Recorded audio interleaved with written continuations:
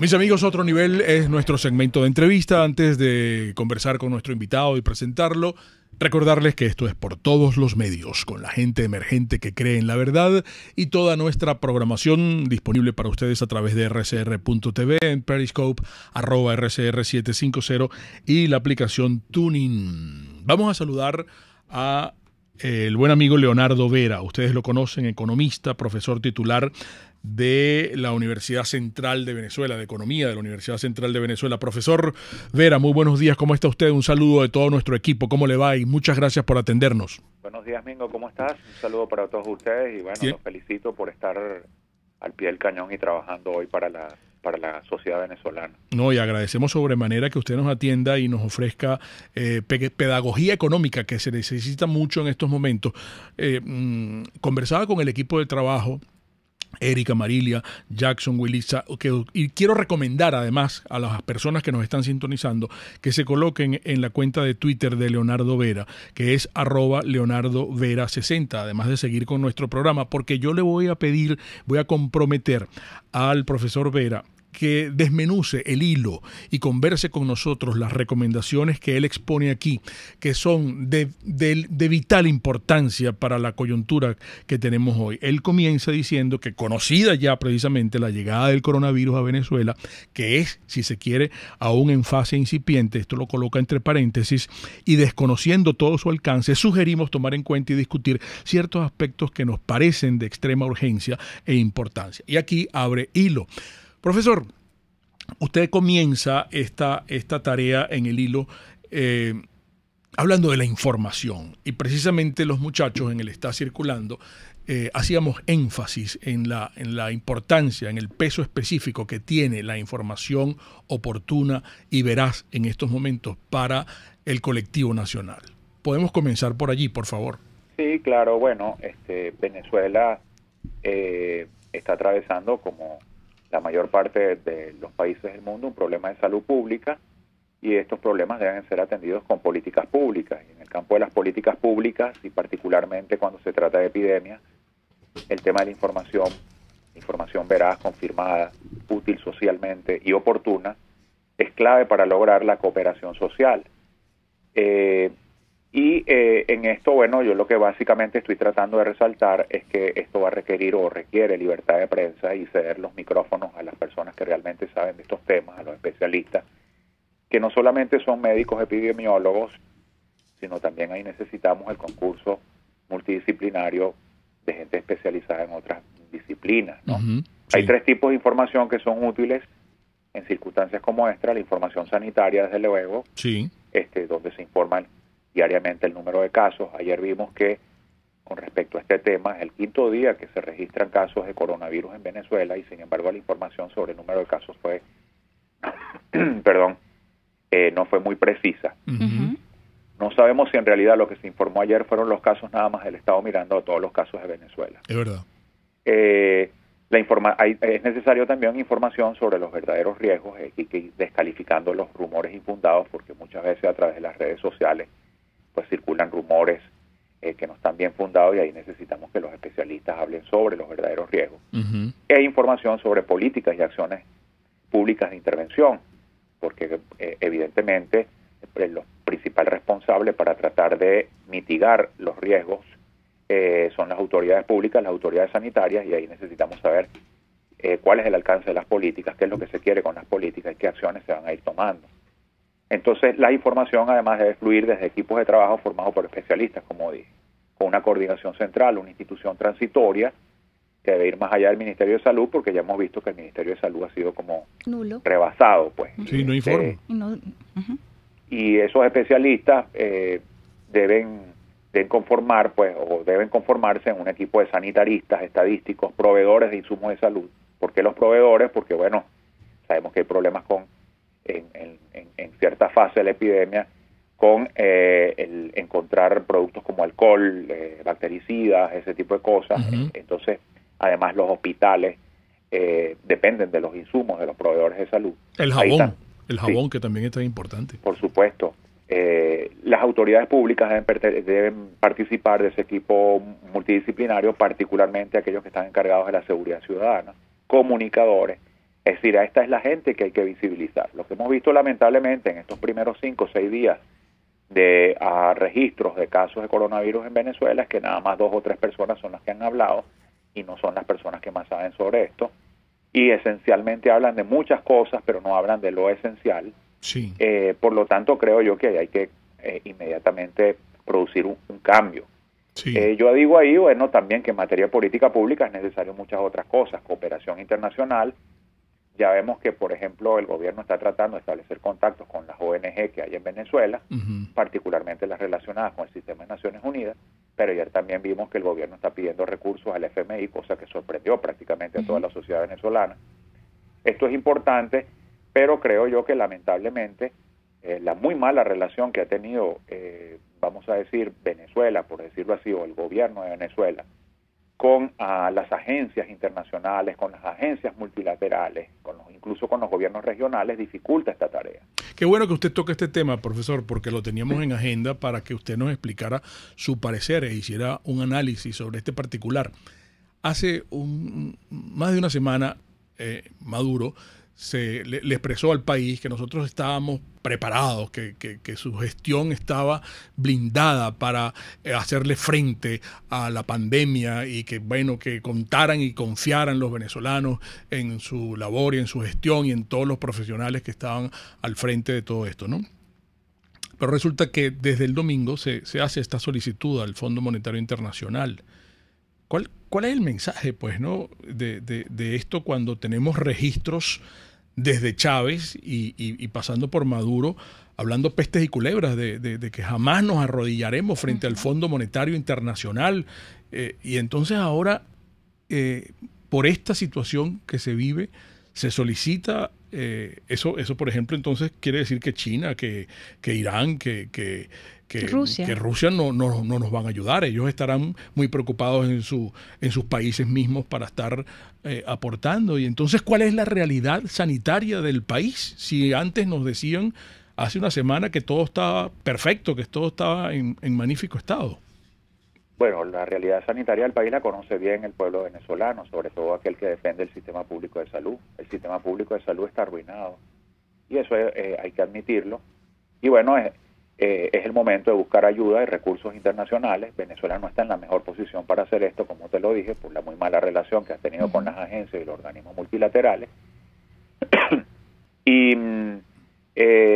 el por qué las autoridades venezolanas se están en este momento recurriendo a esa ayuda, porque evidentemente Venezuela está atravesando, además de esto, una catástrofe económica. La producción petrolera es 1/3 de lo que solía ser un par de años atrás. Los precios del petróleo además están colapsando, lo cual implica que los ingresos petroleros están disminuyendo aún más de lo que han venido disminuyendo en los últimos meses. Y bueno, en una situación en donde tú necesitas dotar, en donde necesitas desde agua, ¿cómo llevas el agua a los hospitales? A través de la red hídrica. Claro. Pero necesitas bombas, necesitas reparar los sistemas. Para eso necesitas recursos. Estoy dando simplemente un ejemplo de necesidades de recursos donde los organismos multilaterales podrían ayudar. Entonces, la realidad se va imponiendo, Mingo, y al final se sobrepone sobre la ideología, y todo lo que pudiste haber dicho antes en contra de estas agencias en las cuales participamos. Además, recordemos que Venezuela es miembro del Fondo Monetario Internacional desde el año 1946, miembro fundador. Sí. Esas agencias están ahí para ayudarnos. Nosotros tenemos que tratar de usar esos recursos de una forma inteligente. Y las hemos despreciado en los últimos 20 años, y ahora, bueno, estamos buscando urgentemente su cooperación en un momento en donde nuestras relaciones, por ejemplo, en el caso del Fondo Monetario, nosotros Venezuela expulsó a la admisión del Fondo Monetario hace más de una década atrás. El fondo no ha hecho seguimiento financiero del país hace más de una década. En Venezuela no se hace lo que se llama artículo 4, o la supervisión que regularmente hace el Fondo Monetario en los países miembros, es decir, que ni siquiera está al día en eso. Venezuela no está al día en el suministro de los datos y las estadísticas socioeconómicas que el país debe suministrar al Fondo Monetario anualmente. Es decir, que nosotros estamos prácticamente en mora con la institución y hoy día entonces estamos, sorprendentemente, vemos que hay una carta directa del presidente de la República. Generalmente esto se hace a través de los ministros de Finanzas, pero en este caso Nicolás Maduro pues ha salido y ha escrito una carta directamente a la directora del fondo. Claro. Cosa que además es un protocolo bastante extraño, ¿no? En todo caso, digamos, lo que uno ve ahí es que va a ser bastante difícil para el fondo aprobar una facilidad. El fondo desde el 9 de marzo puso a la orden del mundo 2 facilidades financieras para ayudar con este problema del coronavirus. Sí. Pero estas son facilidades rápidas, donde el fondo rápidamente suministra el dinero, pero hay que cumplir con unos requisitos mínimos. Okay. Y Venezuela no cumple ni siquiera con esos requisitos mínimos. ¿Cuáles son esos requisitos? Bueno, uno es no estar en atrasos con el fondo o con el Banco Mundial. Y atrasos aquí significa no solamente atrasos en el repago de préstamos que se haya tenido con los organismos anteriormente, sino el cumplimiento también de las cuotas, de la información que hay que proveer a estos organismos, de estar al día con ellos. Claro. Y la segunda, que es más importante que la primera, es de que el fondo otorga este financiamiento siempre y cuando, después de hacer un muy breve y sencillo ejercicio de sostenibilidad de deuda, determina de que el país va a poder repagar este préstamo, porque es un préstamo lo que se le está dando al país en este caso. Claro. Y en este caso me temo que Venezuela no califica. Lamentablemente no califica porque Venezuela, como sabes, está en default. Es decir, debe a los mercados financieros internacionales cantidades gigantescas de dinero y por lo tanto el fondo, por las mismas directrices de estas facilidades, se vería impedido de otorgar este financiamiento. Esa es mi impresión. Andan circulando una información de la agencia francesa de noticias, donde aparentemente el fondo ya habría dado una respuesta. Yo esperaría más bien a una respuesta un poco más oficial. Claro. Pero mi impresión es de que va a ser bastante difícil conseguir esta facilidad de financiamiento rápida que el fondo ha puesto a disposición de todos los países del mundo. Sobre todo, profe, porque en esta revolución, además de los grandes casos de corrupción que están en el área petrolera, pues también en el área de salud. En las investigaciones que se han hecho, los ministros y las ministras que han pasado por esa cartera están muy señalados en el robo de dinero descarado a la nación de todos los venezolanos, y por eso estamos en la situación precaria de la salud.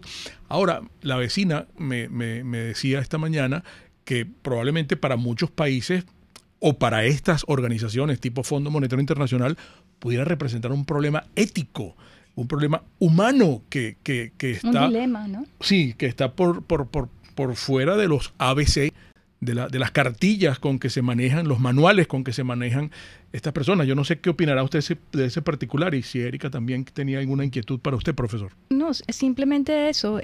Como usted decía, pues habría que, lo que se respondía del Fondo Monetario Internacional, en teoría es una información dada por alguna de las autoridades. Se esperan respuestas aún más contundentes. Pero está ese dilema, esa pregunta, ayudar o no ayudar en una situación como la que se encuentra el planeta y acudir o facilitar o no estas facilidades rápidas de préstamo de las que usted mencionaba, que decía que eran 2. Me gustaría conocer cuáles son esas 2 facilidades rápidas de préstamo que otorga el Fondo Monetario Internacional. Sí, bueno, sin duda esto representa un dilema para cualquier agencia internacional, es decir, sobre todo cuando pone a disposición una facilidad rápida de financiamiento. Hay una para países pobres, por cierto, para países muy pobres, entonces Venezuela no calificaría, estaría dirigida más bien a ciertos países africanos, y hay otra para el resto de los países. Entonces hay 2 facilidades, ¿no? Es la segunda a la que Venezuela podría aplicar. De hecho, Irán está aplicando también, como ustedes saben. Irán tiene una crisis de coronavirus fortísimo, muy fuerte, sí. También con unas condiciones particulares para atacarlas muy retadoras, y hace 3 o 4 días también hizo una solicitud de la segunda de estas facilidades.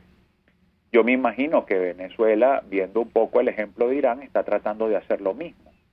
Claro. Irán no tiene no pedía un financiamiento al Fondo Monetario Internacional desde el año 62. Sí. Sí.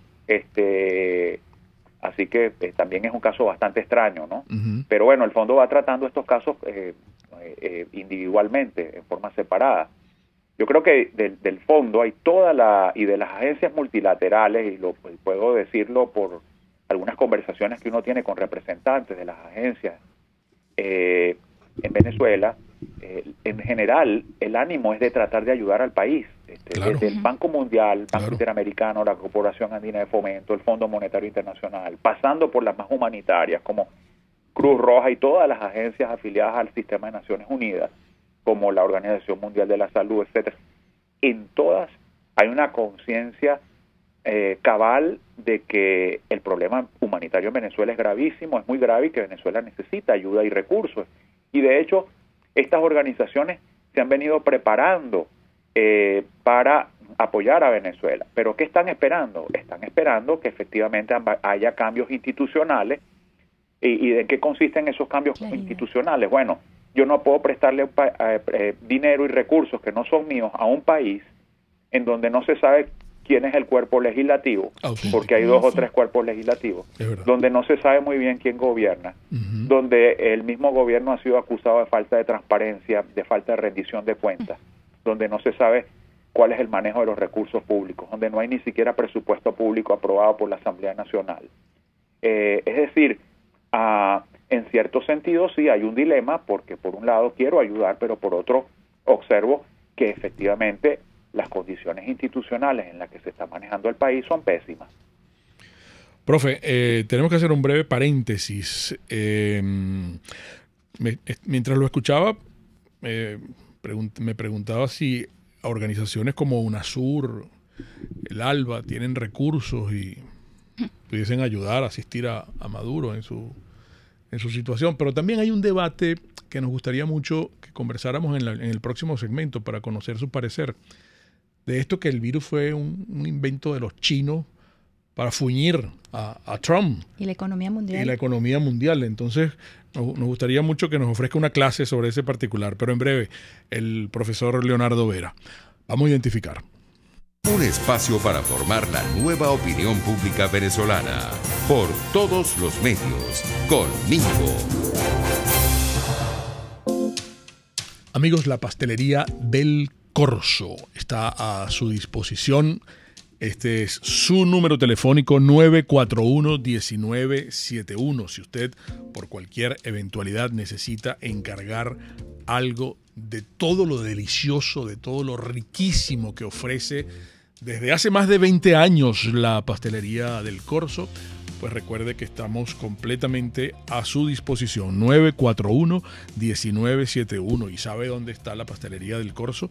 En La Trinidad, donde está el Saime de La Trinidad, en ese centro comercial. Allí está la pastelería del Corso, que es la pastelería italiana por tradición y excelencia. Quiero hablarles de Produzca, y quiero felicitar el trabajo de Produzca. Produzca es una empresa que nos cuida. ¿Y por qué nos cuida? Porque ellos ofrecen todo lo que significa protección en el área de trabajo. Yo quiero que ustedes tengan, y además formen parte de Produzca. ¿Cómo usted puede formar parte de Produzca? Bueno, siguiéndolos en su Instagram, que es @produzca.ve. Allí va a ver todo nuestro catálogo y todas las recomendaciones en materia de protección óptica, en protección a las manos, que es muy importante, protección auditiva a la cabeza, protección respiratoria, protección integral al cuerpo. Y si ustedes quieren contactarlos, www.produzca.com. Produzca es seguridad en tu empresa, de los pies a la cabeza. Y este es un mensaje muy especial para las damas, para las mujeres, para las chicas que nos ven todos los días. ¿Quieres ser una chica Arnamar? Bueno, tienes que seguirlos en su Instagram, porque en el Instagram, y yo felicito a nuestras amigas de Arnamar, tú vas a encontrar consejos prácticos dependiendo de tu tipo de piel, por ejemplo, si quieres cambiar tu look con relación al cabello, tratamientos especiales, humectantes, tratamientos para la piel, porque Arnamar, yo diría que es tu cómplice de tus momentos de belleza. Y es un trabajo maravilloso el que vienen haciendo ellos de toda la vida. En su Instagram, para que lo sigas, es Arnamar Venezuela. Y los felicito, de verdad. Háganme caso y síganlos. Arnamar Cosméticos, toda una vida dedicada al cuidado personal de la familia venezolana. Puedes seguir nuestra información a través de rcr.tv, la radio que se ve. En la crisis se encuentran las oportunidades. Aquí en Sin Estrés se las mostramos con invitados especiales que nos regalan sus experiencias por una Venezuela mejor. Cada tarde, de lunes a viernes a las 3, desde el emprendimiento, la educación, la salud y el entretenimiento. Por nuestra calidad de vida se nos hace necesario tomar un respiro del agobio diario, dedicar unos minutos a la salud mental y emocional para vivir sin estrés. Sin Estrés, de lunes a viernes a las 3 de la tarde por RCR 750 AM y rcr.tv, la radio que se ve. RCR 750 AM. Porque lo bueno une. Un periodista espontáneo, frontal, observador, inconforme, con mucho que decir y escuchar. Regresamos por todos los medios con Mingo. Qué interesante esta conversación con el profesor Leonardo Vera. Nos quedan unos 8 minutos más o menos de programa. Profesor, vamos a exprimirlo, vamos a apelar a su capacidad de síntesis, porque el tema que planteamos y dejamos con puntos suspensivos para irnos a máster, yo sé que es denso, yo sé que es muy rico, pues, ¿no? Porque hasta el presidente Trump ayer en su cuenta de Twitter, pues, despertó dijo, una polémica, sí, claro, diciendo, llamando al virus chino. El virus chino en 2 platos, pues, ¿no? El virus chino, y lo curioso, Mingo, profesor Vera, es que China ya anuncia a través de uno de sus científicos que ya tiene la vacuna y está en manos de una mujer científica que ha participado en las bioguerras, que desarrolló la vacuna del ébola con éxito. Entonces, mientras todo esto ocurre, los mercados y las bolsas del mundo se desploman. El precio del barril de petróleo también retrocede y entonces estamos viendo que llega el COVID a generar una situación económica terrible que adicionalmente en Venezuela nos agarra con un escenario como nunca antes visto. Un país en hiperinflación, con una recesión económica terrible, con la producción completamente detenida. Entonces, bueno, en ese escenario, ¿cómo salimos adelante? El panorama es desastroso. El panorama no es alentador, ¿no? Entonces, entendemos que para atacar este tipo de situaciones se requiere generar un fondo para atacar la emergencia en salud y no hay dinero. O sea, el asunto es que no hay dinero porque aquí se desviaron los recursos y están en los bolsillos de otra gente que hoy en día está siendo sancionada por Estados Unidos. Sí. Sí, bueno, ustedes han dicho varias cosas importantes, ¿no? En primer lugar, esta es una crisis que está afectando a la economía mundial seriamente en la medida en que esta situación de confinamiento y de enviar a la gente o de aislar a la gente de sus lugares de trabajo, los efectos económicos de la crisis, en la medida que eso dure mucho tiempo, los efectos económicos de la crisis van a ser mucho más severos. Así que la contención de la epidemia, la rapidez en la contención de la epidemia es muy importante para evitar que la economía mundial entre en una recesión durante este año. De hecho, el Fondo Monetario Internacional ya dijo que en el mes de abril va a publicar una revisión de su estudio sobre la economía mundial, donde seguramente va a revisar las perspectivas de crecimiento de la economía mundial. ¿Por qué la economía mundial está siendo, abatida por el coronavirus? Bueno, porque en esencia estás mandando a la gente a su casa y en realidad tú no puedes sustituir todo el trabajo que haces en los lugares de trabajo, en las fábricas, en las empresas, por trabajo en el hogar. Solo una porción muy pequeña de ese tipo de trabajo puede ser sustituido por trabajo en el hogar. Entonces, las cadenas de suministro se rompen, la producción cae y además, si la gente o mucha de la gente que se regresa a sus hogares no está cobrando, también la demanda de los productos cae. Entonces, esto está afectando tanto la oferta como la demanda a nivel global y bueno, es lo que va produciendo esta sensación de enfriamiento de la economía. Y los mercados, pues, alertas ante esto, se anticipan, saben que la rentabilidad de las empresas van a caer y lo primero que cae, pues, es la bolsa, claro. Los mercados de acciones. los que compran participaciones en la bolsa las compran porque tienen perspectivas de rendimiento. Cuando esas perspectivas de rendimiento cambian y lo que se perfila es más bien pérdidas o cierre de empresas, pues obviamente la demanda de acciones cae y hay un colapso en el precio de las acciones. Pues en el mercado petrolero también están pasando cosas similares. Ya teníamos un mercado con sobreoferta de crudo y ahora tenemos un mercado donde la demanda está cayendo. China, que es un país que se paralizó por varias semanas, pues paralizó también la demanda de crudo y eso obviamente tiene un efecto sobre la demanda. En general en los países asiáticos está pasando esto, la demanda de crudo ha bajado y eso está afectando los precios. Entonces la duración de la epidemia va a determinar cuál va a ser el impacto global. Claro. Ahora, si vamos al caso venezolano, porque ustedes también se han referido, bueno, los impactos en Venezuela. Bueno, los impactos en Venezuela son severos. Primero porque ya es una economía que viene registrando una caída del Producto Interno Bruto el pasado año mayor al 30%. Pero estás mandando ahora a la gente a su casa. Sí. Estás diciéndole a la gente no vaya a trabajar, no trabaje desde su casa, como ya les dije. Es muy limitado el efecto que esto puede tener en la economía, quiero decir. Es decir, la gente que va a trabajar a su casa no va a hacer exactamente el mismo trabajo que hace cuando va a sus lugares de trabajo. Y entonces esto va a tener unos efectos, obviamente, en recaudación de impuestos, en la producción en general del país y en la demanda también de productos. Así que Venezuela no escapa a esta realidad económica, con el agravante de que en Venezuela, el venezolano común, en este contexto de hiperinflación, vive al día. Es decir, tú no lo puedes encerrar 40 días, 15 días, 25 días, prohibirle que salga. Entonces, hay que tener mucho cuidado con esto. Yo creo que se ha hecho bien en mantener farmacias y supermercados abiertos, pero además hay en este sentido, y por eso ese equipo multidisciplinario es muy importante, ese equipo que está informando. Debemos mantener las cadenas de suministro, no generar una sensación de escasez en la sociedad venezolana, y debemos tener mucho cuidado con aquellos más vulnerables que viven el día a día y que lamentablemente tienen que salir todos los días a trabajar para ganar algo, para poder salir a comprar.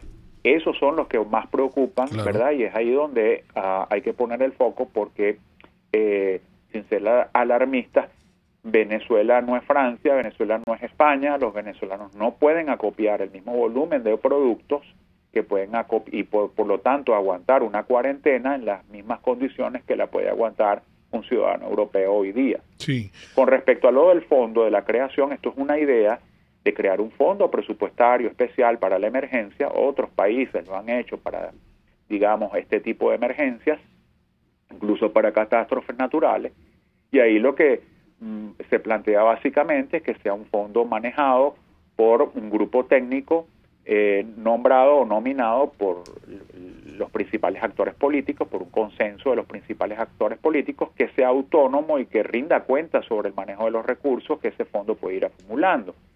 Esto incluso le daría una garantía a muchas de esas agencias internacionales, a quienes pudiéramos pedirle ayuda, de que esos recursos van a ser bien manejados y van a ser destinados precisamente a mitigar el problema de salud pública que tenemos enfrente. Claro. No, Erika, le quería preguntar algo rapidito sobre el carnet de la patria. Sobre el carnet, porque tengo entendido que Maduro había comentado que iba a hacer algunos pagos vía el carnet de la patria. Vía el carnet de la patria. ¿Habló hasta de cifra? Bueno, yo no sé cuál es la cobertura que puede tener ese sistema. En principio me parece buena la idea de prestar una ayuda, sobre todo a los más vulnerables, claro, mientras dura la cuarentena, mientras muchos de ellos no pueden salir a ganarse sustento en sus lugares de trabajo. Eso es una idea además que se está implementando en otros países en este momento, la ayuda económica. Lo que obviamente nos parece prudente es hacerlo a través de un mecanismo donde no se politice la distribución de estos recursos. Evidentemente, claro. Entonces, mi recomendación sería hacerla a través de un mecanismo que no necesariamente politice la distribución de recursos.